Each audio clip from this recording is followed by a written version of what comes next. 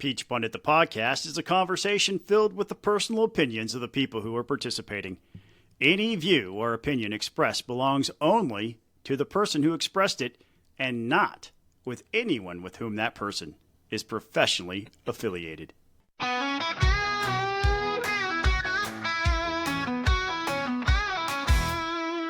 Hot debates in the Georgia sun. Talking politics ain't always fun. Fiery words fly like a rebel's call. Peach Pundit's here to cover it all. Peach Pundit, join the ride. Opinions blazing, we don't hide. Grab a seat, let's break it down. Peach Pundit's the best in town. Ladies and gentlemen, welcome back for another episode of Peach Pundit, the podcast. We've gone country, Scott. Southern rock. Southern rock. I don't know that Jason would approve, but new country, I guess, is what they call that. It's well, it's fake. Let's just be honest. It's fake. A half an hour before is that you singing it, Scott? No, is that you singing? The world is becoming artificially intelligent, which I think is probably a knock on our intelligence, or we might be slipping. But it's fun to play with these tools, and I was inspired by our patriotic episode last week to mix it up some with, Stars and Stripes Forever. And I was like, I wonder if we could do a theme song for Peach Pundit. And I asked ChatGPT, is there an AI song maker? And it's like, yeah, would you like for me to create a prompt for you for a Peach Pundit theme song? Yes, I would. There you go. And I took that prompt and went over to the other AI site, and I just copied and pasted it. And 30 seconds later, I had a theme song for Peach Pundit. It probably won't be around next week, to be honest with you, but I thought it was fun. I'm just relieved it didn't go anti-Semitic on you like Grok did yesterday, apparently. You gotta be careful with the AI. You can't trust it. Grok had to go into sensitivity training and unlearn all that stuff that apparently it learned. Probably from New Right Twitter. So woke right Twitter polluted it. Yeah, listen, we are supported by our Patreons. If you want to support the podcast, head on over to patreon.com/peachpundit. We had a great pre-session. We actually had somebody backstage listening to all that conversation the entire time we were chatting. We were talking about some civil asset forfeiture work that we're kind of interested in. I met a guy who's lost a lot of money today. Talked to him some, and we're talking about ALEC and elections, stuff that you will not hear on the podcast. If you want to join them, head on over to patreon.com/peachpundit. But tonight on the show, we're going to start after the break talking to you about the Frost family and the scandal. Get chilly. Yeah, it's the Frost family's assets have been frozen. Ooh. And we don't know how much that is, but we're going to get to that on the other side of this break. Golden Retriever Rescue of Atlanta, GRRA, is an all-volunteer, tax-deductible charitable organization. They are dedicated to providing veterinary care, comprehensive evaluation, and foster and adoptive homes to Golden and Labrador Retrievers who are abandoned, mistreated, neglected, or left in shelters throughout Georgia. We encourage you to visit their website grra.com and help connect people and dogs that need each other in their lives. You truly can make this world a better place by helping find homes of gold for these golden-hearted pups. Are you aspiring to serve your community? You want the tools and training to run a winning campaign on your own terms? Then listen up. AFP Georgia's candidate school is now open for registration. Learn core skills from building your campaign team, crafting your message, fundraising, using grassroots organizing, and reaching voters. This isn't theory. It's a full hands-on boot camp, custom designed to empower you to run for office. Whether you're thinking local or statewide, AFP Georgia's expert instructors will walk you through every step. Classes are filling up fast, so register today at afp.ga.org/candidate school. That's afp-ga.org/candidate school. Don't wait. Your community is counting on you. AFP Georgia's candidate school is where your campaign starts. Thank you to our friends at Americans for Prosperity for being a partner level Patreon. You don't have to be a partner level. You could be at the $5 level. And we really appreciate it. Again, that's patreon.com/peachpundit. Buzz, before we talk about the Frosts, we sold a bunch of t-shirts from the merch shop this week. Wow. A bunch. And every single one of them had "Sorry, Miss Laura" on them. So I think the entire Burns family is going to be getting a present soon, is what I think is happening. Spoiler alert for the Burns family here. Sorry, Miss Laura. Or Miss Laura's bridge club. I don't know. But yeah. But that's awesome. Keep it up, man. That's good. Yeah. Thank you, folks. Yeah. Thanks for shopping at the merch shop. We're going to have some more stuff from Buzz's old campaign coming up, where he has a bunch of cool slogan and artwork and stuff. He sent me that. We're probably going to add some t-shirts here in a minute. There we go. Maybe some other things too. Maybe a mug, or maybe a backpack, flashlight. I don't know. Whatever you want. You tell me. We'll make it happen. Definitely not underwear. So, Buzz, the Peach Pundit blog website is not the most heavily trafficked website in Georgia. It is really reserved for the people who really want to know the inside scoop, because let's face it, we're the insiders. We know what's really happening. We're not the establishment, but we're insiders. Yeah, we know what's happening. We know what's happening because the people that are making it happen talk to us. What do you know about this Frost family situation? It is top of mind, and it's driving a ton of traffic to the blog. Yeah. I mean, it's the article that I wrote about the Frost family assets being frozen has gotten more hits in the last 2 weeks than the front page. Yeah. I mean, it's big news in Republican circles. Frost, I mean, and anybody involved in GOP politics, party politics in Georgia over the last 10, 15 years knows the Frost. Right? Yes. Yeah.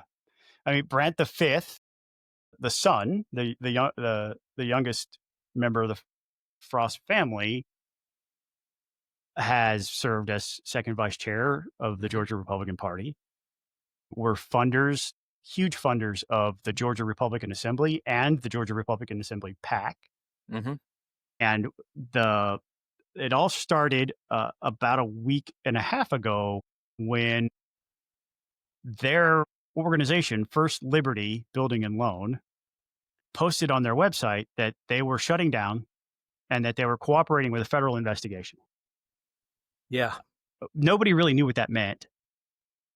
People that are close to Brant Frost IV, the elder Frost, have relayed that he has told people that he thinks he's going to jail for a minimum of 10 years.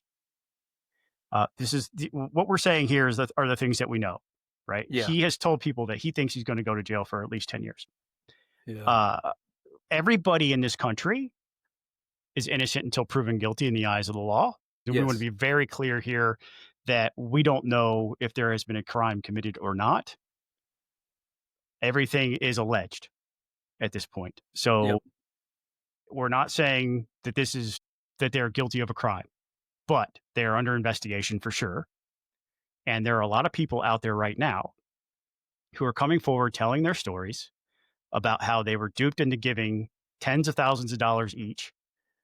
And in the case of one attorney I spoke with late last week, he has two clients that together have over $2 million invested with them.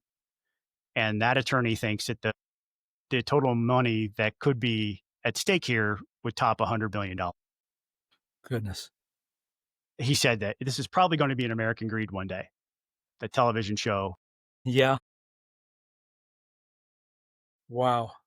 So we don't know how it worked. We don't know if it was a Ponzi scheme. We don't know if it was bad or just investments gone wrong. Right. We don't know. Or a Sam Bankman-Fried situation where you're taking money from one entity improperly to fund other entities. Right. We don't know. Right. We know that there are multiple entities headquartered at one particular address where they own that building or they rented the building under First Liberty. There's another one called First Financial. First Financial has given tens, if not hundreds of thousands of dollars to the GRA PAC and other candidates around the country for various races. For example, somebody came up today, and I'm going to research all of this much deeper than what we're going to talk about on the podcast today. We're going to make a whole series out of this because Yes. very clearly there are a lot of people out there who are searching for answers. Sure. And right now there are a ton of questions. And because you, the reader, you, the listener, are interested in it, we're going to go deep and wide.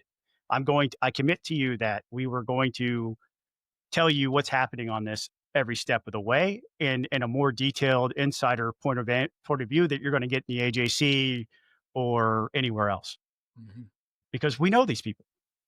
Yeah. You know, they're not going to pick up the phone right now and answer questions to us, obviously, but we know people who know them. Yeah. And we're going to talk to the people who are allegedly victims of theirs as well. And we're going to find out what exactly happened, and we're going to tell you. I do not have a lot of answers for you tonight, but I promise you we will just go down the road of discovery together, and we will find the answers for you. But one of the things that was sent to me today, if you go to the website Follow the Money and you look for First Financial Investments as a donor, they gave $40,000 to an Alabama school board election without an opponent.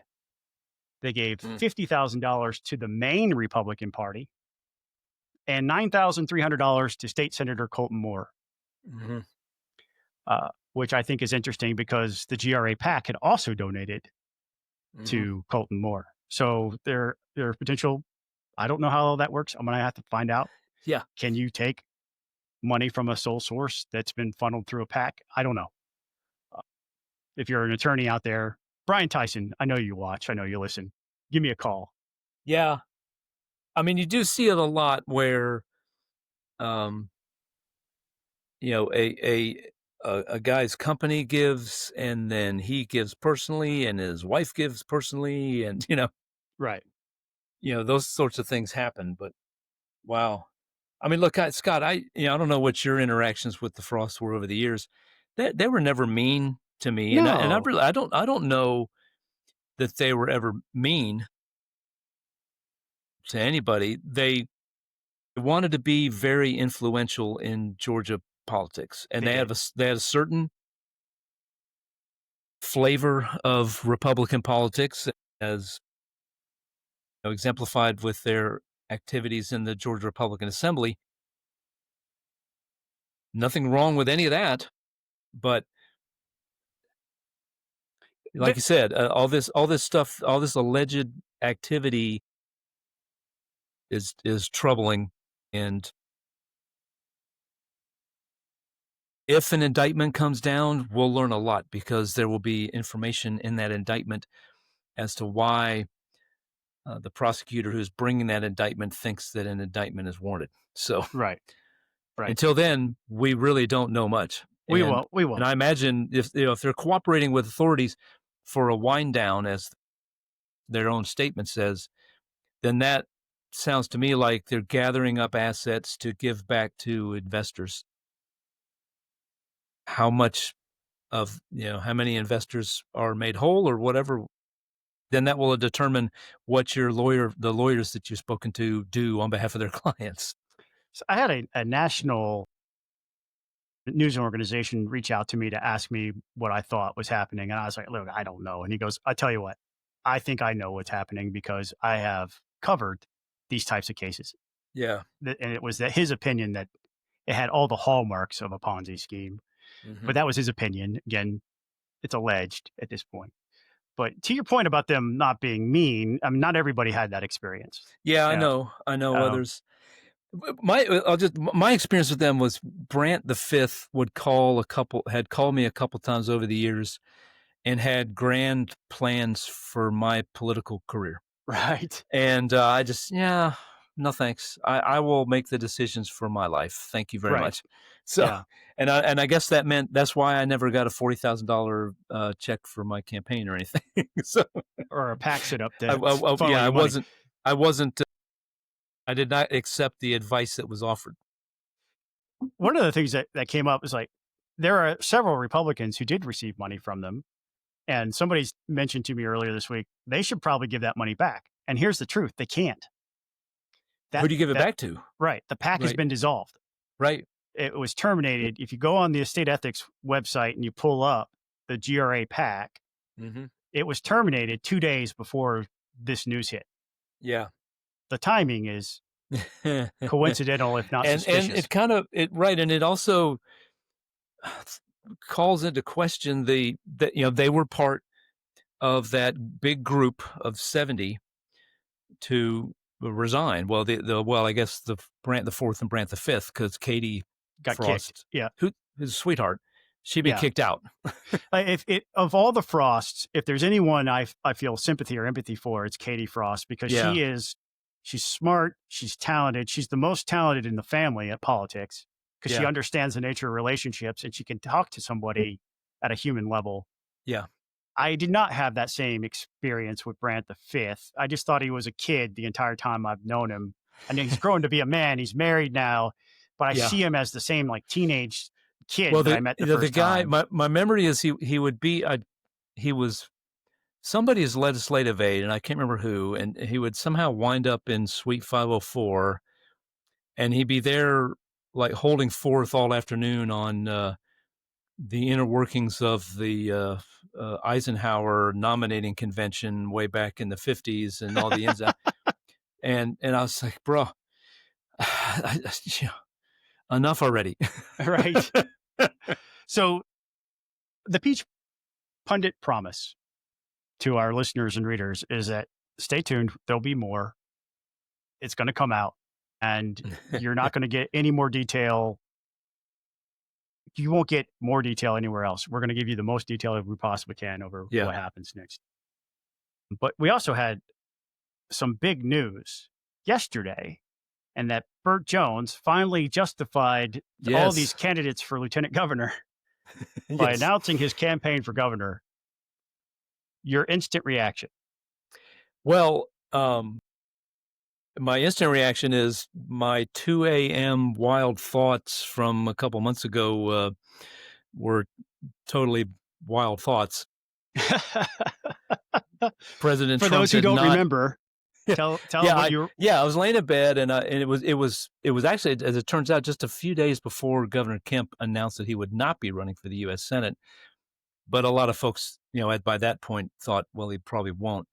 And I was just laying in bed, woke up at 2 a.m. and just thought popped in my head, if Kemp says no, why wouldn't Donald Trump pick up the phone and call his pal Burt Jones and say, I need you, forget governor, I need you up here in Washington as a senator? That was my wild thought. And obviously that's what it was. It must have been the pizza, because it wasn't. He had some bad anchovies. Maybe a phone call happened. I don't know. Maybe that was why, I kind of thought Lieutenant Governor Jones would have announced by now, some time ago. Right. I kind of thought, especially when Steve Gooch announced he was running, I thought, okay, senators think that the lieutenant governor is going to announce very soon, and that proved not to be the case. So anyway, that's my initial thought, that my 2 a.m. thoughts are weird, not necessarily rooted in reality. I'm grateful to Burt Jones for finally jumping in. That was my instant, like, oh, thank God, this speculation's over. We don't have to speculate anymore. We all knew it was going to happen, but it was kind of like, what is taking so long? Yeah. And my initial reaction was, well, he waited until after the fundraising deadline to announce. And that puts him in a position where he doesn't have to tell us exactly how much cash on hand he has. Yes. But you were telling me in the pre-show that he loaned himself a large amount of money. Yeah. So the AJC, the Political Insider, the collection of reporters, they have a list here and of several, and we can run through them real quick as we talk about the governor's race and other races. Lieutenant Governor Burt Jones loaned himself $10 million, but he did raise $1.8 million for his leadership committee. So all told, between all those entities, he has $14 million on cash on hand. So your friend, and since I know he loves hearing his name mentioned on the Peach Pundit podcast, now U.S. Treasurer Brandon Beach and liquor magnate Don Lieburn III are among the high dollar donors there. Okay. So we got that up. Treasure Beach, your name has been mentioned again. So be excited. Hmm. So that's a lot of money, but it'd be interesting to see. And I'd love to, if we wanted, if you want a good government reform to the campaign finance system, when a campaign says, I've loaned my campaign this amount of money, make them write the check and actually deposit it in the account. I think you do have to do that, actually, because if you make that claim, or if you file a report and the cash is not in your bank account, you can run into some ethics problems, because that's happened to other candidates over the years. I remember there was a state house candidate for a minute in Cherokee County who, when they created the 23rd House District, this was before Mandy Ballinger got elected in Cherokee County, there were several candidates in that race. And one of the candidates made an announcement, actually made the front page, that he had loaned himself $200,000 to run a campaign for state house. Yes. Which is an insane amount of money for a state house seat. Well, yeah. I'll tell you, when you're done, I'll tell you another story. Right. And so he, when there were 3 other candidates in the race and it was clear that he had not bought an uncontested primary, he took his money back and got out of the race. But what were your other stories? There was a recent case of a candidate for state house going after an incumbent Republican who filed reports, but they were, didn't hardly show any activity. And then at the end, once the campaign was over, by the way, I loaned myself $250,000. I was spending all that money on that you saw, all that campaign activity. And so it can be this has nothing to do with Burt Jones. I don't think he's going to have all the money he needs. And yeah, Burt Jones is good for the money. If he needs to spend $10 million of his personal money on his campaign, he will spend $10 million. This is just a side beef that I have with how campaigns are reported in this state, is that there's all kinds of games you can play to get around actually reporting what the heck you're actually doing and being transparent. And we should give the Ethics Commission more teeth to go after these little candidates who loan themselves $250,000 to run for state house and never account for it and never tell you what the source of the money is, especially when you scratch your head and think that guy doesn't have 2 nickels to rub together. How did he have $250,000 to loan his campaign? But that's not Burt Jones. No, Burt Jones is good for the money. He's good for the money. Yeah. The Jackson Petroleum that you see as you head through middle Georgia, that's the Jones family. Yes. They are good for it. But you mentioned giving the State Ethics Commission teeth. David Amati at the State Ethics Commission does not play around with this stuff. No. If it's brought to his attention that type he'll of tomfoolery is happening, he's going to crack some skulls. Yes. So I think they have teeth. It's just a matter of getting it in front of them.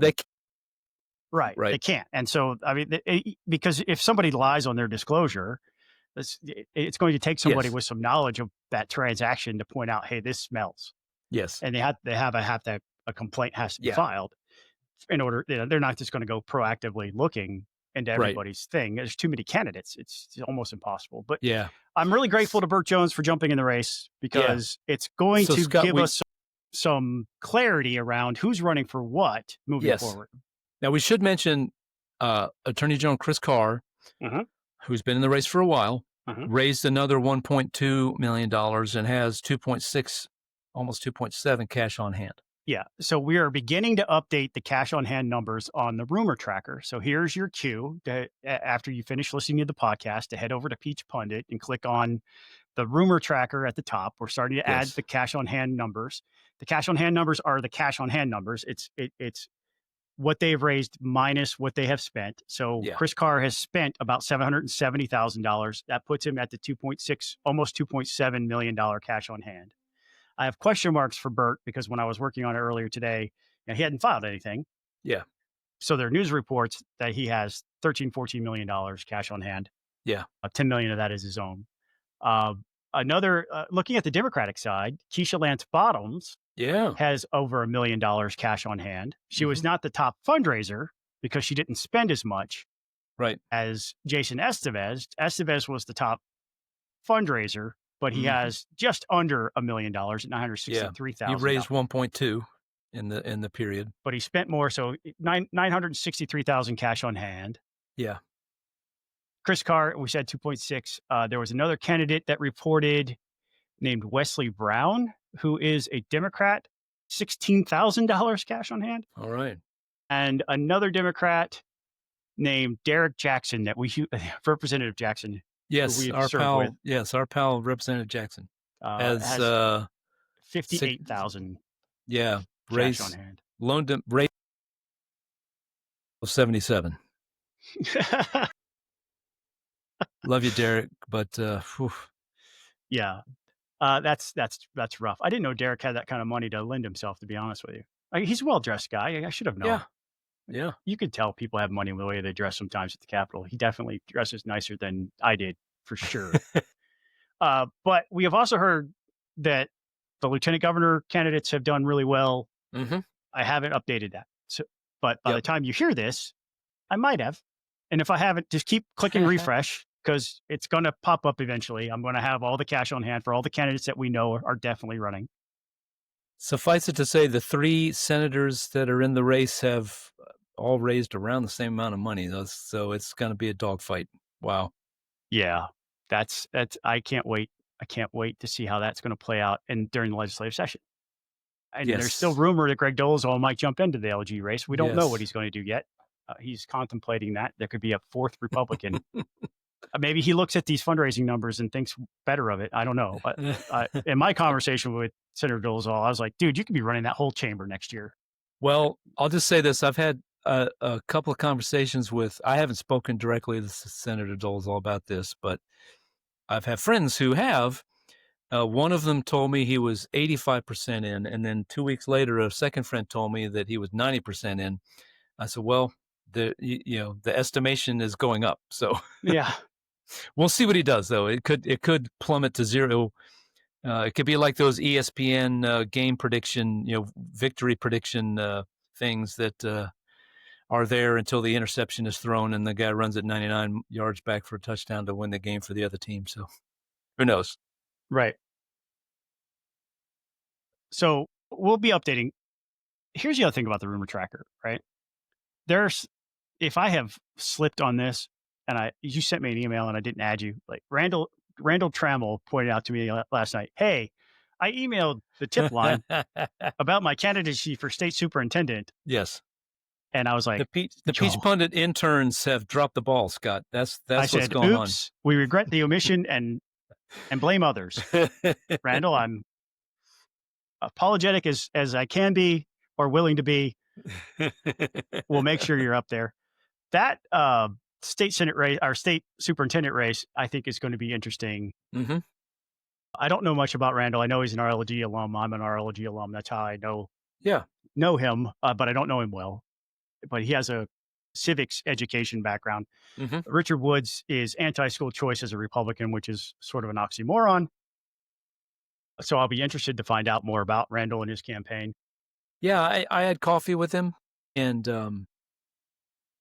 good guy, has some ideas. I'm sure that he'll be rolling out as the campaign goes along. It's hard having run a statewide down ballot race, and it's tough to break through and get people to pay attention, especially coming into 2026 when we've got a U.S. Senate and a governor's race on the ballot. So best wishes to all those down ballot candidates, because you got to work twice as hard to get your message out. So more candidate rumor updates. Yeah. Mike Collins posted a video yesterday. It looked like he was walking through a Georgia pine forest. In the background, it was probably his backyard. Yeah. I mean, it was maybe his own property. I don't know. But he's looking straight in the camera saying, I like being a member of Congress. I love my district. I love representing these people. This is awesome. But I'm going to seriously consider running for the U.S. Senate. And I think you and I had the exact same reaction this time. He's running. Yeah. He's definitely running. Well, because at the moment, Scott, there's nobody occupying the MAGA lane, right? There is, because Buddy Carter has wrapped himself in the MAGA flag. Well, that's true. That's his whole true. identity of his campaign right now. Yes. He loaned himself $2 million, right? By the way. Here's the truth. But I mean, what I mean is a candidate, no offense to Buddy Carter, I can't see President Trump endorsing him unless he's unless he's the clear front runner and somebody like Mike Collins doesn't get in. But John King, I'm sure, is fighting. Everybody's fighting for the Trump endorsement. So, indeed, we don't know for a fact if he's running, but we've seen this. We've seen this story unfold before. Somebody makes a video like that, they post it. They're probably going to run. I mean, that's just the fact of the matter. Yeah. If you're Buddy Carter, if you're John King, like, you got to be a little bit discouraged that absolutely nobody blinked when you threw your name in the hat. Like, if I was running for U.S. Senate right now, and all these other people are still like, well, I think this is winnable. I have a lane. I have a path to victory here. It's like, how weak of a candidate am I if everybody's reaction is, so what? Well, I'll push back a little bit. Okay. I don't know that was people's reaction. I think people's expectation are, two things are going on. Everybody knows it's going to be a crowded field on the Republican side because open Senate seats or open nominations, there's no clear front runner, right? The big fish left the pond, right? So the whale. And now that whale is trying to pick another whale, to pick a whale, right? Or at least maybe a shark or a dolphin or something. So I think a lot of people are expecting, well, there's, if Governor Kemp can find this unicorn that is a Kemp Republican who Donald Trump will endorse, then voila. But until then, I think we're going to see a lot of this. I mean, obviously there's Derek Dooley, whose name is being floated around by somebody. I don't know if I'm not necessarily convinced it's Derek Dooley. I'm convinced it's somebody who wants Derek Dooley to hire them that is floating him out. But that's my thought. And you've got Secretary of State Raffensperger, who has not announced what he's going to do, and his name has for a long time been linked to this race and the governor's race. So I think it's and of course there was that very interesting poll about John King, where if you read his resume, many Republicans would say, "Man, I want to back that guy."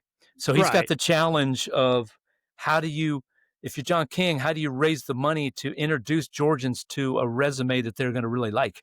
So there's a lot of moving parts. So I don't. Unquestionably great story. John King has a great story. Man, awesome dude. His military service, his willingness to step into this insurance commissioner role when called upon. It's got a great story. I think he would be great in office. Yeah. But this is Georgia politics. He's got to get there. And he needs the money to get there. And he's not scaring anybody out. Mm-hmm. And part of it, that poll that you mentioned talks about when people learn about him, they like him. Yeah.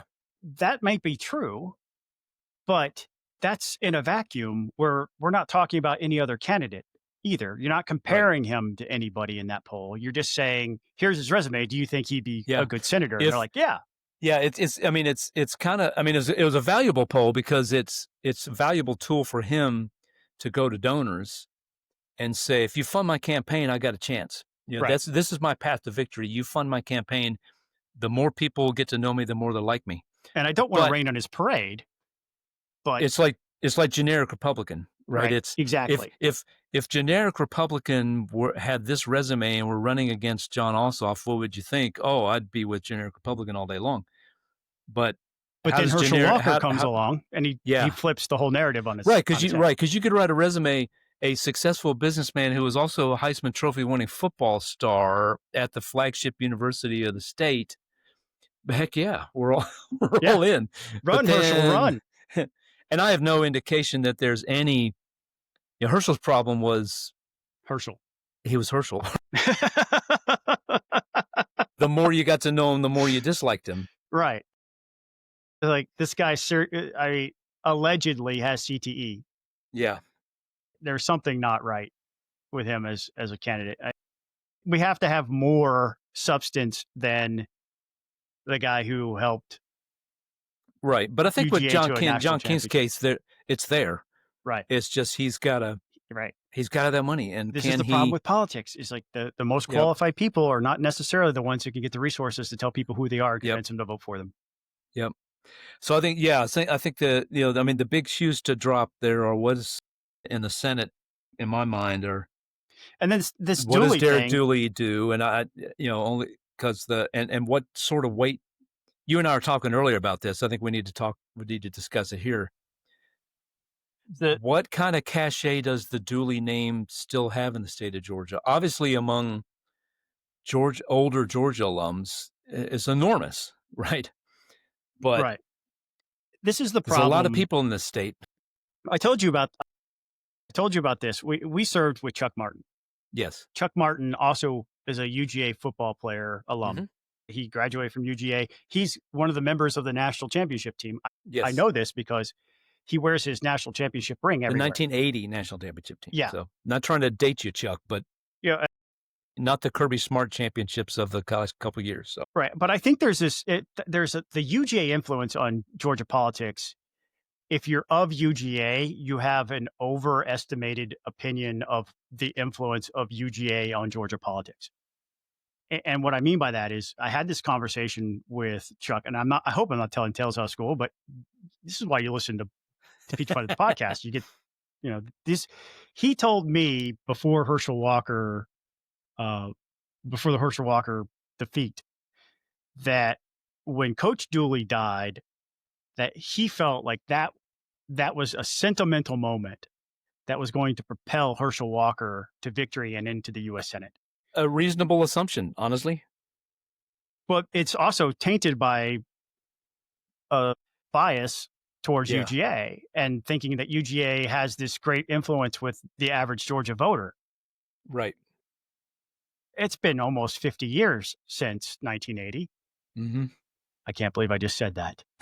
I hurt myself just now. My all right. So, sidebar. I reposted this on Facebook. There's this great meme floating around that says, "Hey, all you millennials and Gen Z and everything, there's a Gen Xer in your life who thinks that the 80s were 20 years ago. Yes. It's rude and unnecessary to correct that. Yeah. And there was an example of it right there. Yeah. I can't believe I just said that out loud. I actually did hurt myself. I think I pulled a groin saying it. But there is a UGA bias. If you're of UGA, you think everybody UGA is going to vote for everybody UGA. And it's why how many pictures, referring back to Burt Jones, how many pictures of him in red and black uniform do we see all the freaking time? Funny you should say. Yes, there it is right there. Number 29 for the Georgia Bulldogs, Burt Jones. Yes. Yeah. For those who are listening, sorry, I held up a copy of Burt Jones' mail piece that hit our mailbox last week. But getting back to Dooley real quick before we move on. Did you get the text message about I did not. I'm kind of I did. Offended that I did not get it. I don't even want to tell you what phone number it came from. It came from 470-616-8266. Was a link. Derek Dooley is on the sidelines, but we're ready to take the field. Dooley'sVolunteers.com. Together, we can achieve in politics what we could not in sports. And it's a parody website that just makes fun of Derek Dooley. And I was like, wow, number one, that's a lot of money for somebody who's not in the race to be attacked. So somebody is trying to actively discourage him. I also found it funny that the AJC has really been pushing him. Yeah. Like they broke He's gotten the rumor. A lot of ink. Yeah, they broke the rumor, and then it was like quiet for 2 weeks, and then right before the 4th of July weekend, they're like, "Oh yeah, there's Derek Dooley. Everybody, look at this guy." And they're really pushing for him. So I don't know what's going on there, but Well, Scott, I had the thought, uh-huh. and sometimes whoever's behind this, sometimes folks are too smart by half. Maybe it's not an effort to get him out of the race. Maybe it's an effort to get him into the race, taunt him into the race, because the assumption is he will hurt another candidate who's in the race. He will cut into that other candidate's support because he will draw from a similar well. Now, that's sometimes the D chess that political consultants think they're playing, that, and then he gets in the race and all of a sudden he wins it. So spoils those consultants' plans. So, but I don't know anything about, I don't know anything about his politics. I don't know. Is he a moderate Republican? Is he a MAGA Republican? Is he now we got various fractures within the MAGA movement. Is he a Elon Musk MAGA Republican, or is he a Debbie Dooley MAGA Republican? Is he who knows? So if you've been around Georgia politics long enough, you start to recognize people's fingerprints. You know what I'm talking about. Yes. When you see something like that, there are certain people who come to mind. Who is capable of pulling off a website like this? And so for our Patreons, all of our Patreons are invited to join us in the Peach Pundit Signal chat. We have a Signal chat in honor of Pete Hegseth. And we have the lively debate and almost daily conversation in there. So that's another benefit. Now we have better security. They're only invited people are in there. There's not. Right. And the only members of the media are us. But if a member of the media wanted to pay me money to join our Signal chat, I'd let him. I was going to say. Yeah, so Greg Bluestein wants in on the Signal chat. He's got to pony up money on every month. So yeah, Greg, you want to know what's really happening? $5 a month, baby. Come on. It helped me get through that AJC paywall for all your nonsense. But we had a theory. I had a theory, and I decided to go poke a bear about my theory, because as I look across, there are certain people that could pull that off because it's funny. It's genuinely funny if you read the website, the way it's worded. Calm, I think, is the website. I approached Brandon Phillips, who is Mike Collins' chief of staff and has also worked his campaign in the past, and asked him, was this you? Tell me, was it you? And Brandon said it was not a product of their campaign. So I promised him that I would not link him or the campaign if he told me that it wasn't him. And he told me it wasn't him. So that's what I'm going to report to our listeners. I've never been lied to by Brandon Phillips directly. No, I don't. Some people have different opinions of him. But I do not. I have never had a moment where I thought he wasn't shooting me straight. So I'll just say that. Yep. I don't. At this point, I'm going to dispel the rumor that it was Mike Collins or the campaign or Brandon Phillips who put that website together, because we had been approached by several people saying, we think it was him. And Brandon told me it's not a product of the Collins campaign. So I will honor what I told him. Is if you tell me it's not you, I'll tell people it wasn't you. So there you go. There you go. But it's still funny. Like the website's funny. It's hilarious. We're going to come back. I love humor in politics. So yeah, let's do it. We need more humor in politics. Yes. And poor Derek Dooley, he hasn't even jumped in yet, or he's already getting attacked. But I won't be voting for Derek Dooley if he's in the race, because I don't know anything about him other than he coached the Tennessee Volunteers, and I hate the color orange. Which is enough for me. That's the other thing. That might not be the Dooley name helps. The coaching Tennessee, almost traitorous in the minds of some Georgia fans. So, right. You betrayed your family name. Like that girl in the country song that said, I bleed Georgia red, but I'm wearing orange for him. So. Right. On the other side of this break, we're going to talk about Marjorie Taylor Greene, Kandiss Taylor, weather denialism, anti-Semitic tropes, Jeff Duncan flirting with running for governor as a Democrat, Jeffrey Epstein and some missing client list, and how early voting has already started for another election you're probably not even aware of. That is coming up on the other side of this break. Peach Pundit has an anonymous Patreon who would like to invite you to learn more about the Alzheimer's Association.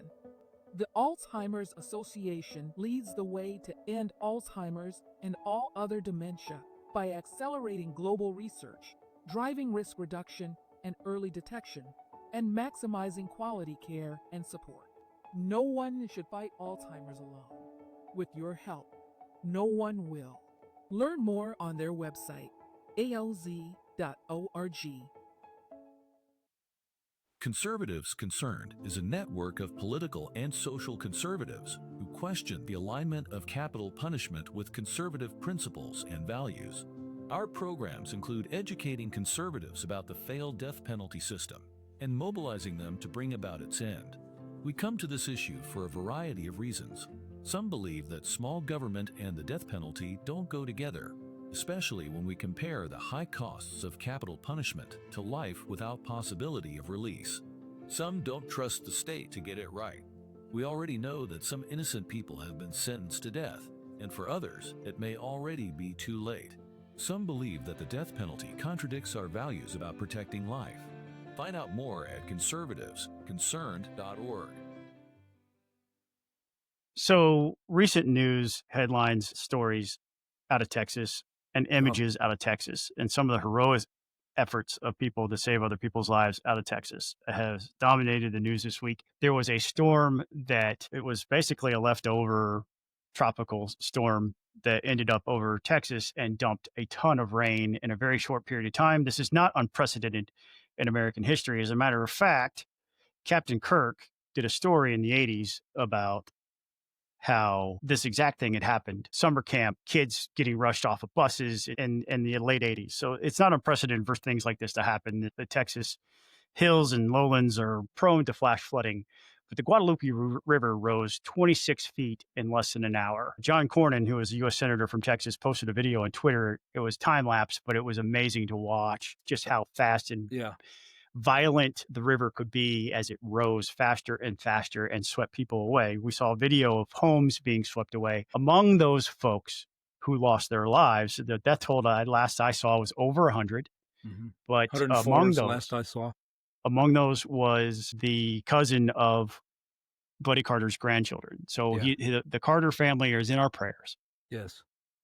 We're sad for them, and we hurt for them and everybody else who's been impacted by this storm.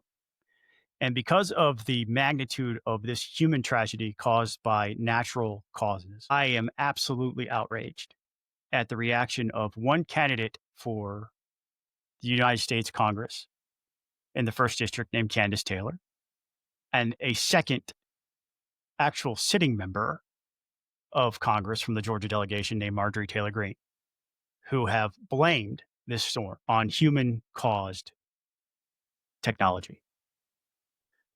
Before I go any further, Buzz, I'll give you a chance to weigh in. Yeah, our church sent a couple groups up to Chimney Rock. I went to Chimney Rock, North Carolina, spent 4 days there as that community tried to recover from Helene, which Marjorie Taylor Greene said was engineered and steered toward Republican areas of the country outrageously without evidence. So I can, I've never been to the area of Texas that was impacted, but in my mind, I have an idea what it looks like, and it's horrific. Scott, you can't fathom. And in the water line, the mud line in Chimney Rock was about 30 feet above the riverbed.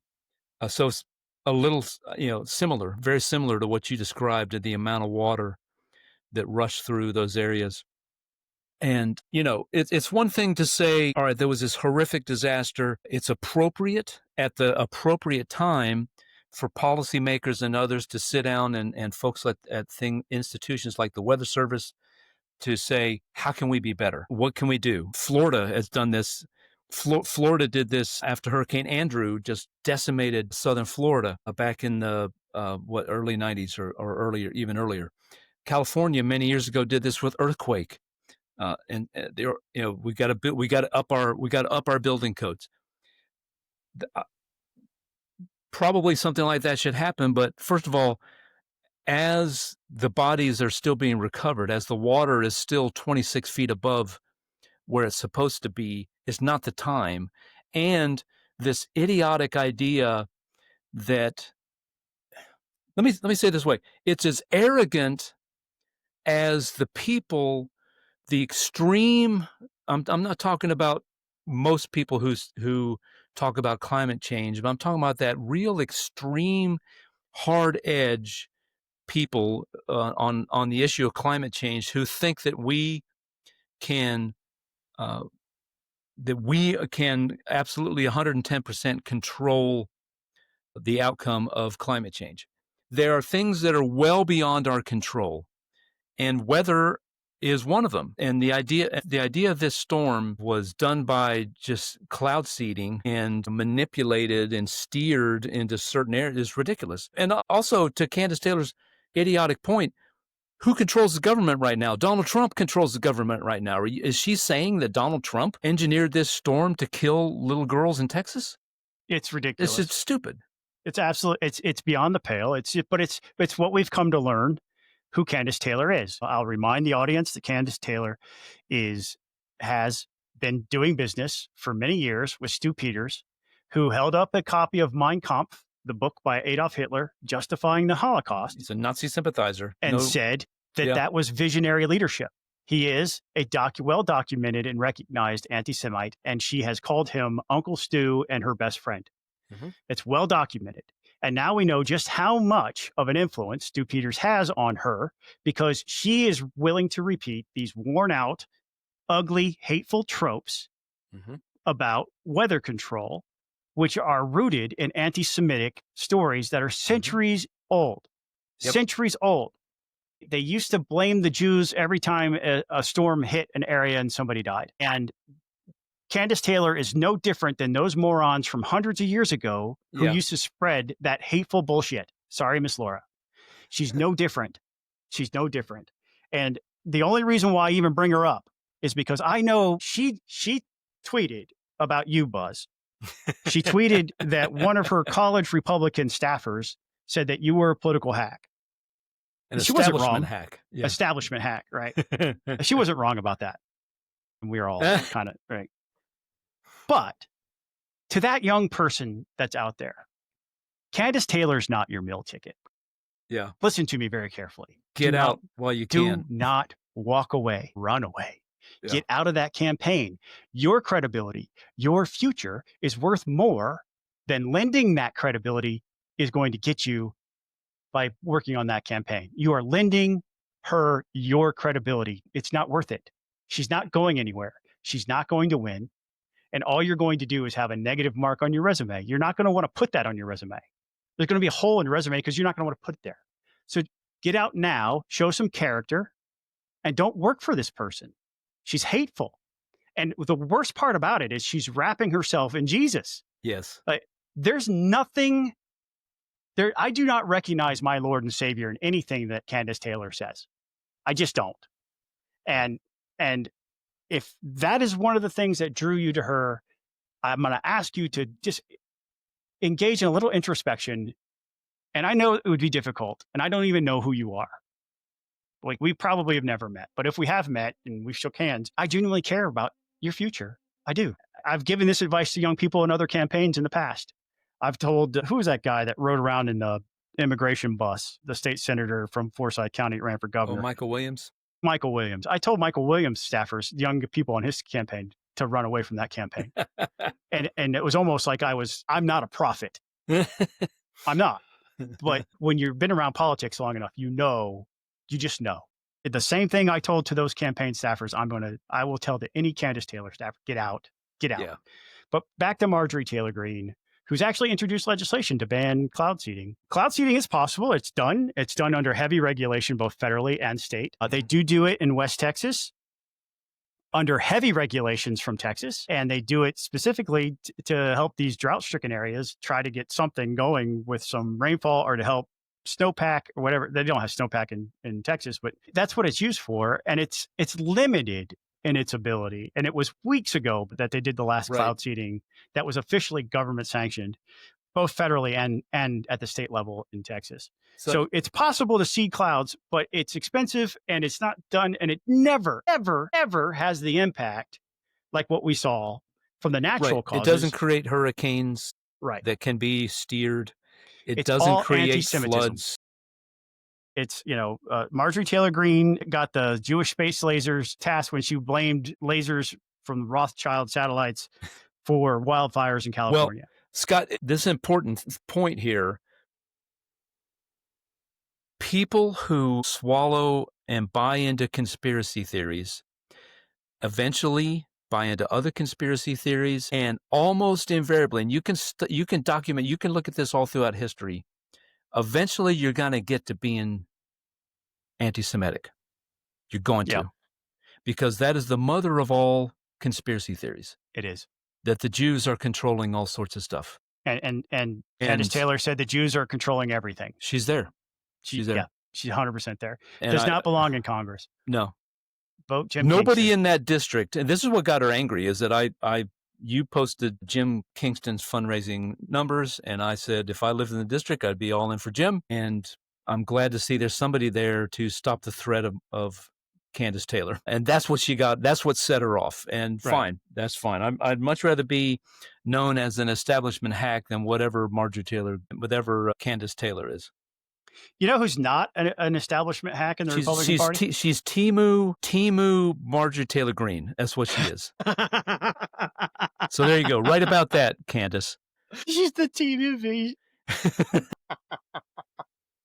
All right. I don't know how loud I just laughed in our audience's ears. Well, I'm going to be laughing about that one for a long time. You got me good. But if Timu wants to advertise on Peace Pundit, the website, go right ahead. I don't take Chinese money. You know who's not an establishment hack within the Republican Party? Who? I'll give you one guess. Real quick. Give me a guess. Who's not an establishment hack in the Republican Party? Well, there's a long list. I guess let me consult so I can make an educated guess. I'll give you a hint. You and I have both been to his house for Christmas dinner on multiple occasions. Yeah. That would be Jeff Duncan. Yes. Jeff Duncan. I don't know if since we last podcasted. Yes. I don't know how this has all gone down, but people that are close to Jeff have had conversations and relayed them to us and said, this is serious. He's actually considering this, because I wouldn't have had the reaction I did if somebody that was close to Jeff hadn't told me, yeah, he's serious. I probably would have been like, the AJC's making up a bunch of garbage. That national reporter I mentioned earlier told me that they think the AJC, they questioned the AJC. They were like, I think because he's working for the AJC now, he's on their payroll, they're trying to raise his profile by saying he's going to run for governor as a Democrat. But Jeff did nothing to squash the rumor and actually embraced it and has been telling people he's seriously considering it. Well, he did write that article a few weeks back about the need to reform Democrat Party 2.0. Look, I haven't talked to Jeff about this, and look, what's funny, timing is funny.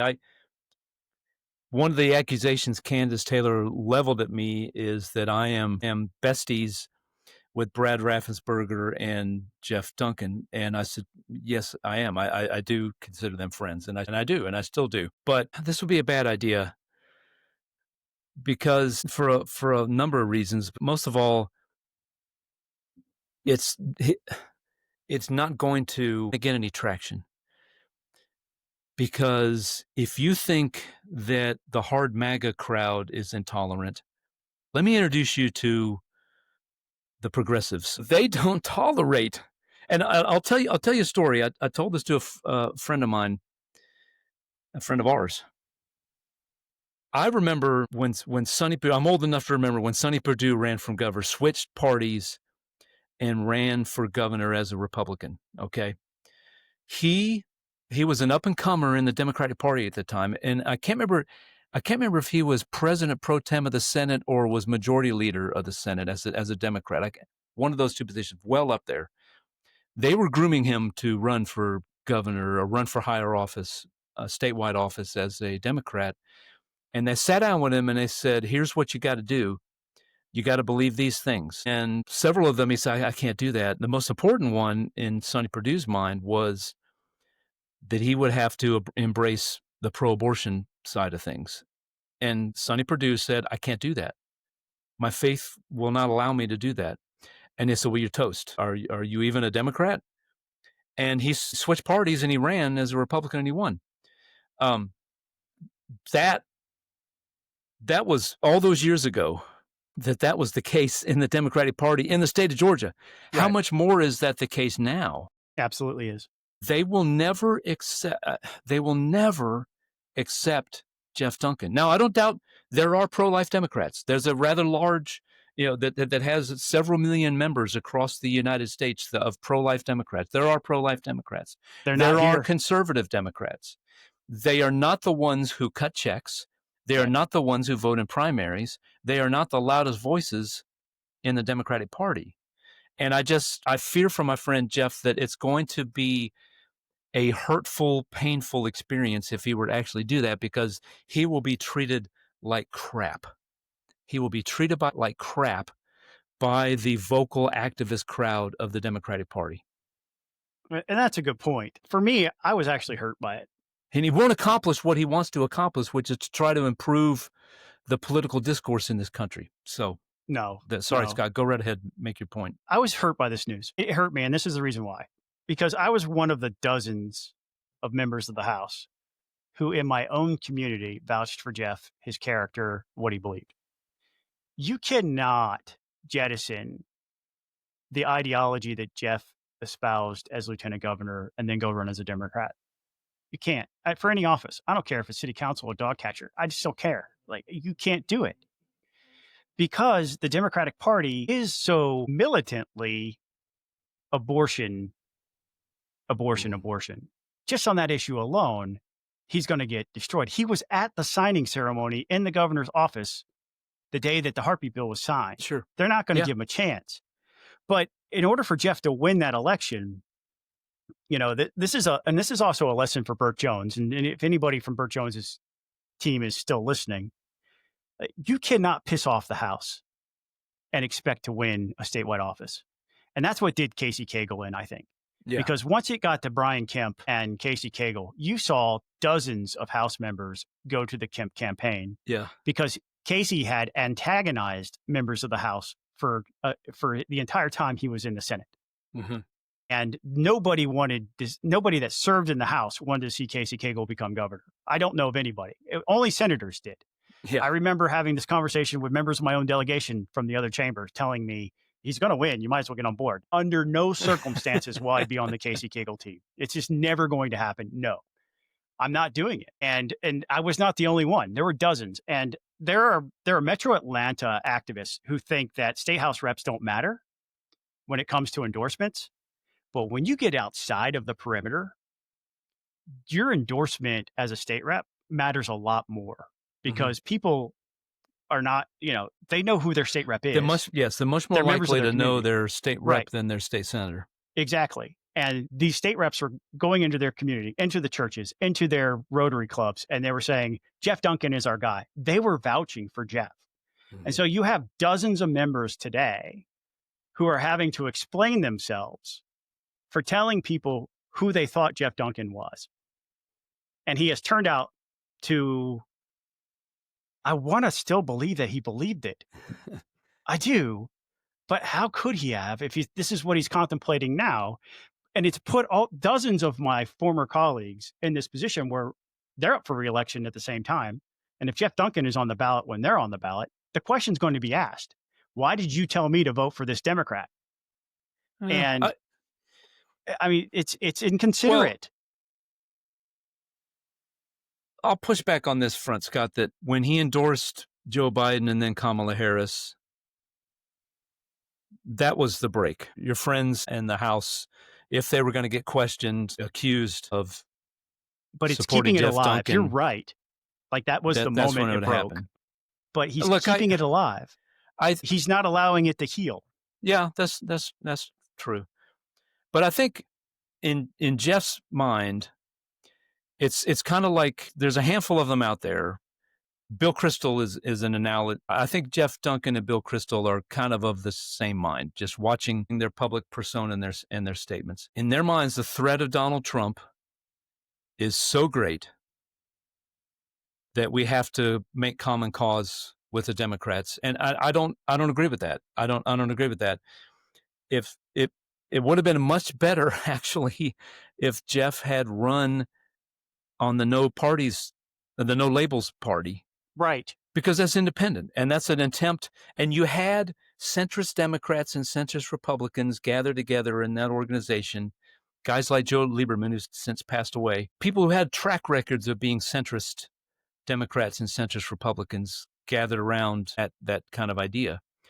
It just, for the same reason that a moderate Republican has a really hard time getting through running the gauntlet of the Republican primary system, a Jeff Duncan type Democrat or a Bill Kristol type Democrat has no shot in the Democratic Party of doing anything but getting 3% of the vote. And that's just the reality. I will predict right now that Jeff will not do it.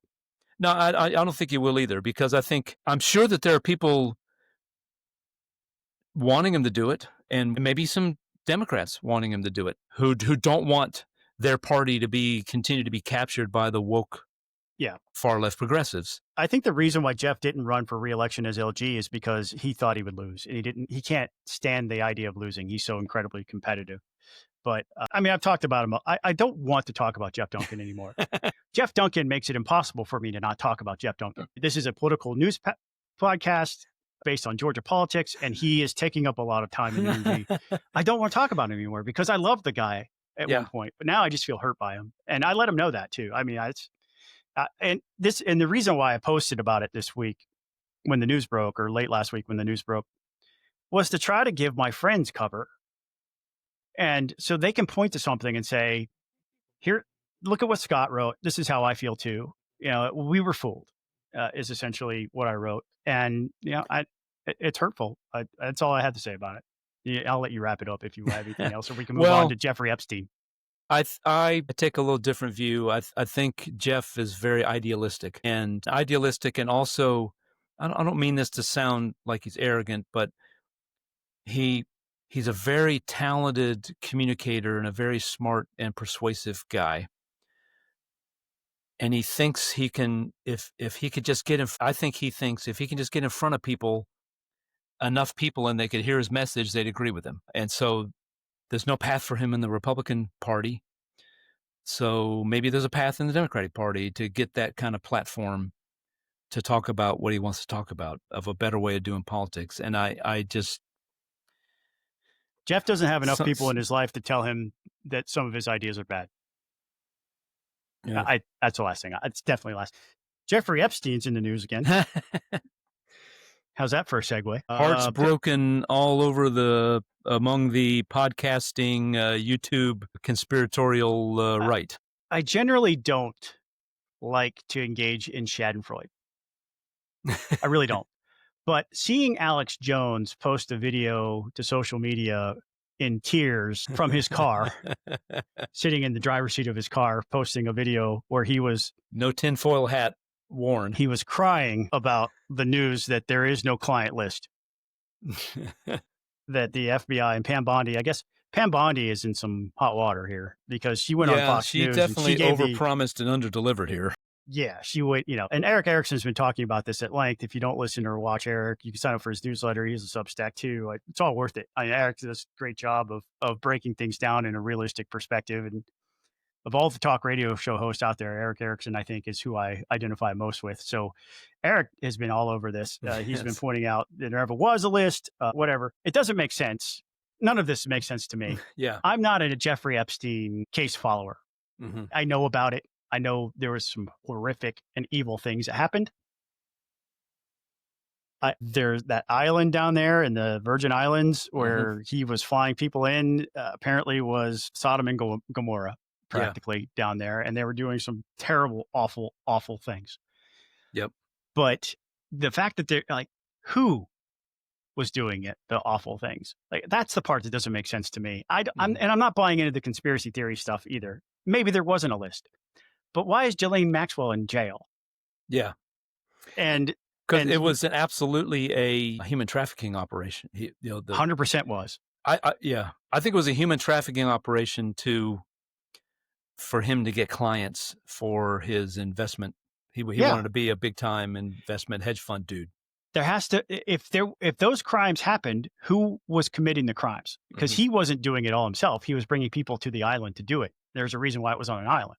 Yeah. Because it was secluded and hard to get to. You had to get a boat to get out there. None of it makes sense. I don't understand why Pam Bondi decided to go on Fox News and give the impression that the list was on her desk. Yeah. And I mean, if you watch that interview she did live on Fox, it's really apparent she was saying she had the list. And now she's saying there's no list. Yeah. And that there was, and what she really meant was that there was files that she hadn't gone through. Yeah. That's what she's saying now. There was enough wiggle room in her statement to allow her to try to make that claim. I don't think there was any wiggle room at all. I think she said there was a list. That's what she said.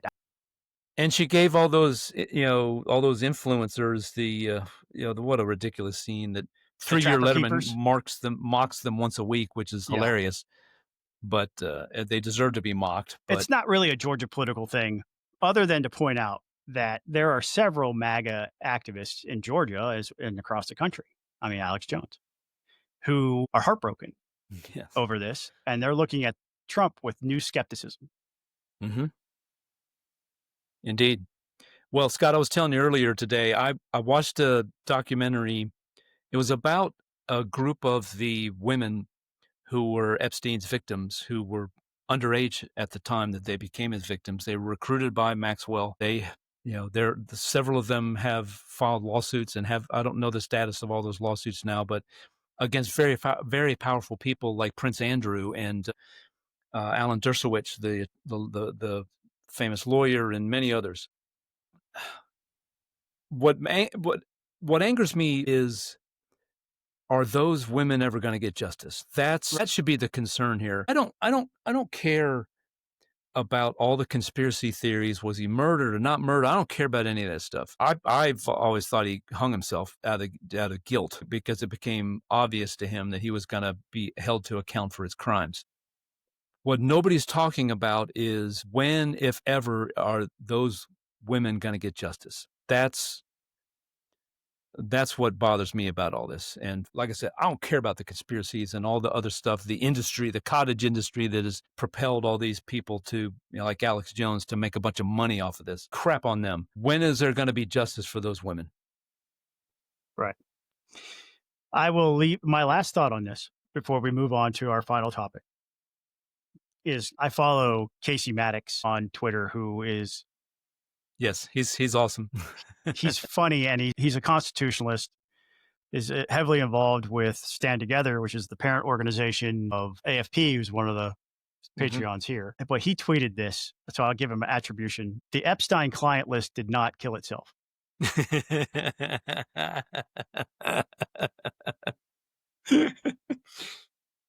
We are running along, so we're going to keep this next topic. We're going to give it 1 minute for every voter that's going to participate in the runoff for nominating a Democrat for PSC.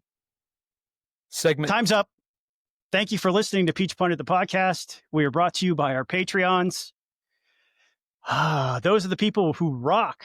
They reach into their pocket voluntarily every single month just to give us a few dollars. It starts at the $5 level. You can hit up patreon.com/peachpundit and join this list of people. Again, everybody gets to join the Signal chat. If you're not in the Signal chat and you're on those lists, you need to hit me up so I can get you added in there. We have a lot of fun in there. It's, we argue sometimes and it gets pretty intense, but we also laugh a lot together. These are the folks who are keep the lights on here, and we're so grateful to them. The people who rock are Sam Thomas, Jordan Reed, Shannon Ferguson, Jeff Cobble, Hank Burnham, Ryan Purvis, James Hall, Colin Martin, Tony West, and our friends at Americans for Prosperity, Robert Lee, and our friends at Lee6 Media, Stuart Wilkinson, Ron Daniels, Mike Buchert, our anonymous contributor who wants you to learn more about the Alzheimer's Association, Bo Brannon, Ryan Graham, John Vestal, Reed Powell, Brett Harrell, Justin Wright, and Bethany Ballard. Thank you each and every single one of you for being a Patreon and supporting this podcast. We couldn't do it without you. Peach Pundit the podcast is me, Scott Turner, Jason Pye, and Buzz Brockway. Usually I tell you that all the music's original by Jason Pye, but tonight it was created by an AI bot. Just sorry for that. Sort of. Maybe not. I had fun. Yeah. You, sir, can be replaced by a AI chatbot, even if you want to make music, apparently. But thank you to each and every one of you for listening. Please like and subscribe. Recommend us to a friend. It really helps us a ton if you leave a comment, even wherever you listen. We'll catch you next time. Later.